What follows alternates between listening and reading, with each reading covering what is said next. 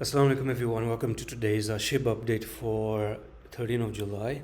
Right now, this is where we're bouncing off. There was a resistance down here that I did actually draw, so this is a level that is going to be interesting to watch out. Okay, so it could be on the verge that SHIB is looking to make a very long sideways movement, and probably you can have SHIB actually coming up here again to this level and probably moving sideways like this as well. But keep in mind, you do have three black crows right over here, so there's a good chance that you actually maybe the next day try to go down and lose this level, and then you come to that technical target level. But at the moment, this is a gray area. It's more like a box, and let's just say if you don't lose this level to continue lower, then you're probably going to create something known as range trading, if you want to say, because the market has very different scenarios. One is going to be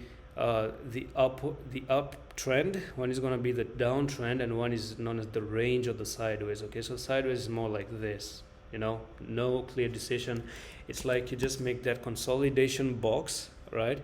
And when you make the consolidation box, you just see the prices moving up, the sellers pushing down, and the buyers push it up again, the sellers push it down, the buyers push it up, the sellers push it down.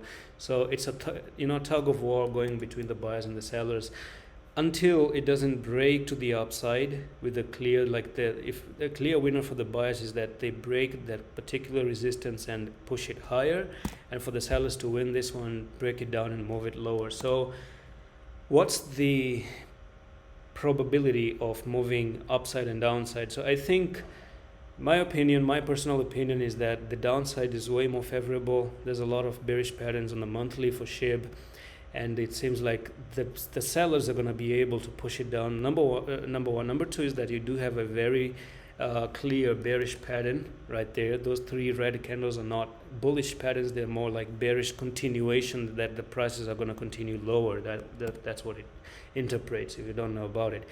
So combining some of these ideas, and weekend is also approaching. We have Wednesday now and Thursday.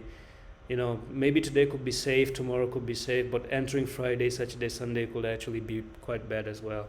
And then from there you start to see SHIB actually dropping down to that level. Who knows, just continue even lower. And that's it for this quick update. That's pretty much it on it, right? That's pretty much the comment about it. We need a clear break of this level to continue higher, because by the end of the day it's a threat of being a double top right now, and you might even come up here, make a triple top, right, and then continue lower. It can be something like that, or maybe it's a triple bottom right now. See, anything can happen right over here. But for anything to be confirmed, you need to break that particular key resistance or key support. Pretty simple. And then from there, you move to your particular decision of what you want to do with the market. And that's it for this quick update. I'm going to see you in the next one. Allah Hafiz.